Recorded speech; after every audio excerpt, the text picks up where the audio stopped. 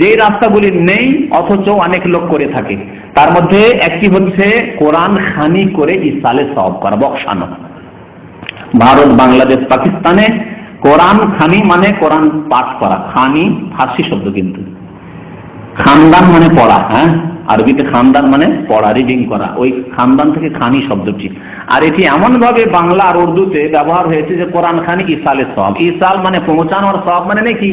কত কোরআন খানি ইসালে সওয়াব মানে কোরআন খানি করে নেকি পৌঁছানো। আবার কেউ কেউ লিখে সওয়াব রেসানি। রেসানি, রেসান শব্দটি এটিও হচ্ছে ফার্সি শব্দ, মানে পৌঁছানো। সওয়াব রেসানি করা মানে নেকি পৌঁছানো।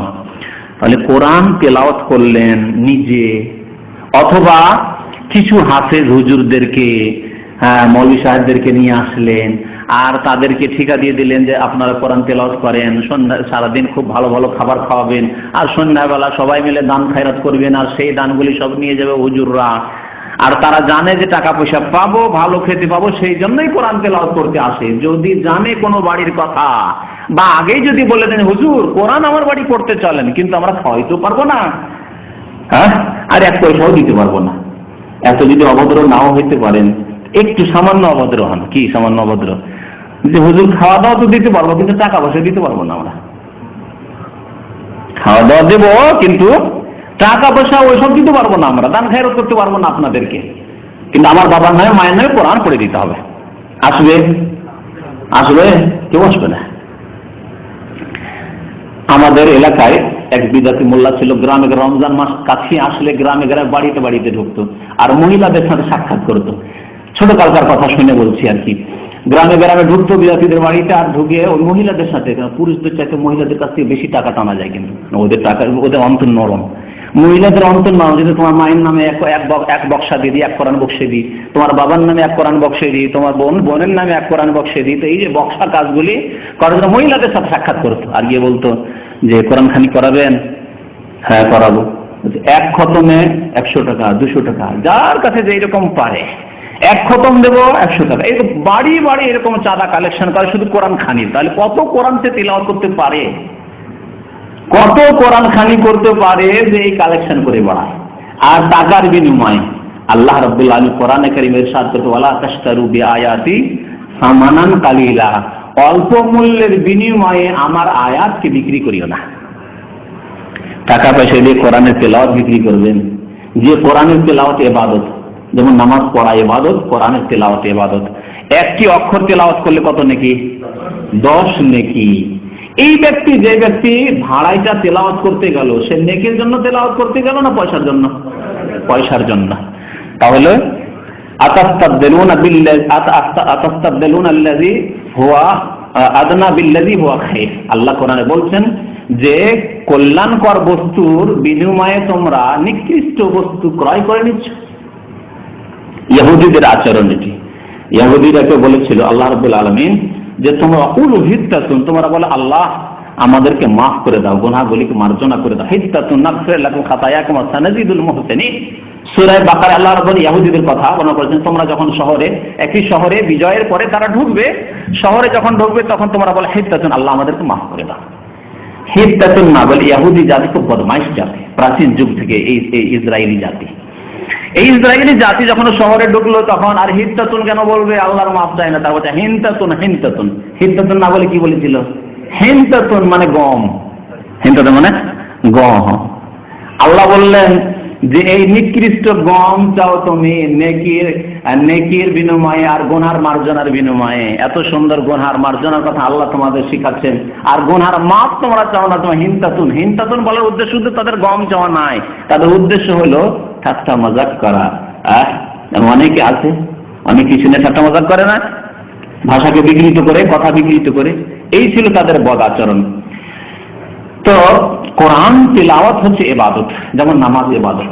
তাহলে ইবাদত করতে হবে আল্লাহর সন্তুষ্টির জন্য, এবং নবী করিম সাল্লাল্লাহু আলাইহি ওয়াসাল্লামের তরিকায় করতে হবে। এই যে কোরআন খানি, ভাড়াইতে কোরআনের খানি, হুজুরদেরকে নিয়ে এসে বাড়িতে তেলাওয়াত করা, এটি আল্লাহর সন্তুষ্টির জন্য নয়, নেকির আশায় নয়, পয়সার বিনিময়ে। সুতরাং যেই ব্যক্তি তেলাওয়াতকারী সেও নেকি পাবে না, কারণ সে পয়সার জন্য পড়েছে, তেলাওয়াত করেছে।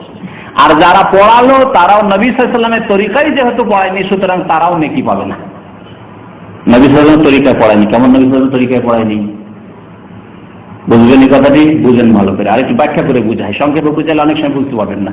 নবী করিম সাল্লাল্লাহু আলাইহি ওয়াসাল্লামের সামনে তার বিবি মারা গেছেন খাদিজা রাদিয়াল্লাহু তাআলা আনহা, গেছেন না? আরো অন্য বিবিরাও মারা গেছেন, বিশেষ করে প্রথম বিবি খাদিজা রাদিয়াল্লাহু তাআলা আনহা। নবী সাল্লাল্লাহু আলাইহি ওয়াসাল্লাম বলেছেন খাদিজার এত বেশি অবদান রয়েছে, আয়েশাকে এত বেশি ভালোবাসলেও খাদিজার কথা যখন তখন আয়েশা রাদিয়াল্লাহু তাআলা আনহার সামনে নবী সাল্লাল্লাহু আলাইহি ওয়াসাল্লাম উল্লেখ করতেন। নবী সাল্লাল্লাহু আলাইহি ওয়াসাল্লামের জীবদ্দশায় তার 4টি মেয়ের 3টি মারা গেছেন।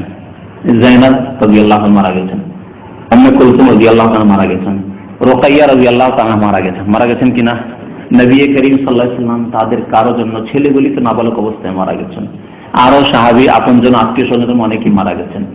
আপন চাচা অত্যন্ত প্রিয়জন তিনি সাইয়্যিদুশ শুহাদা, শহীদদের নেতা হামজা রাদিয়াল্লাহু তাআলা আনহু শহীদ হয়েছেন কিনা? কিভাবে তাকে শহীদ করেছে কাফের জালেমরা উহুদের মাঠে, হামজা রাদিয়াল্লাহু তাআলা। তাদের কারো জন্য নবী করিম নিজে কোরআন খানি করেছেন, মানে কোরআন তেলাওয়াত করে আল্লাহ এই কোরআনের নেকি 1 পারা 2 পারা 5 পারা পড়লাম, এই নেকিটা বক্সে দাও আল্লাহ, তুমি পৌঁছে দাও আমার চাচাকে, পৌঁছে দাও আমার প্রিয়তমা বিবি খাদিজাকে, পৌঁছে দাও আমার মেয়েদেরকে, বলেছেন? কোন প্রমাণ আছে? না। সাহাবারা কেউ কারো জন্য কোরআন খানি করেছেন? করেননি। সাহাবায়ে কেরাম, তাবেঈন, তাবা তাবেঈন, তারা কেউ করেননি। এই ক্ষেত্রে ইমাম আবু হানিফা রাহমাতুল্লাহ আলাইহি বড় শক্ত কিন্তু, অথচ ভারত, বাংলাদেশ, পাকিস্তানে হানাফিরা এই কোরআন খানি করায়। ইমাম আবু হানিফা রাহমাতুল্লাহ আলাইহির ফতোয়া খুব শক্ত। তিনি বলছেন এইরকম ভাড়া করে কোরআন পড়লে যে ব্যক্তি কোরআন পড়বে সেও নেকি পাবে না, যে কথাটি আমি বললাম, আর যার জন্য পড়া হবে সেও নেকি পাবে না। কারণ যে কোরআন পড়েছে সে পয়সার জন্য পড়েছে ভাড়াই এসে, আর যার জন্য পড়া হয়েছে এই জন্য নেকি পাবে না, যে এটি নবী সাল্লাল্লাহু আলাইহি ওয়াসাল্লামের তরিকা নাই। মৃত ব্যক্তিকে নেকি পৌঁছানোর জন্য নবী করিম তার দৈহিক ইবাদত করেননি, যেমন নামাজ পড়েননি তেমন কোরআনও তেলাওয়াত করেননি। একটি কথা বললাম যে দৈহিক ইবাদত, দৈহিক ইবাদত দিয়ে মৃত ব্যক্তিকে নেকি পৌঁছানোর প্রমাণ নেই। দৈহিক ইবাদত যেমন নামাজ, 2-4 রাকাত 6 রাকাত নামাজ পড়লেন আর বললেন আল্লাহ এই 4 রাকাত 6 রাকাত 8 রাকাত নামাজের নেকি আমার বাবাকে পৌঁছে দাও, ইসালে সওয়াব করলেন, হবে? কারণ দৈহিক ইবাদত, এর প্রমাণ নেই। ওরকম রোজা কারো যদি কাজা থেকে যায় আর মারা যান, তাহলে কাজা করার প্রমাণ আছে, কিন্তু অতিরিক্ত আপনি নফল রোজা রাখবেন। আল্লাহ এই 10টি নফল রোজা রাখলাম, এই 6 শাওয়াল মাসে 6 দিন রোজা রাখলাম, আল্লাহ এই রোজার নেকিটুকু আমার বাবা মরা বাবার কাছে পৌঁছে দাও, আমার মায়ের কাছে পৌঁছে দাও, আমার দাদার জন্য আমি করলাম, হবে? দৈহিক ইবাদত হবে না।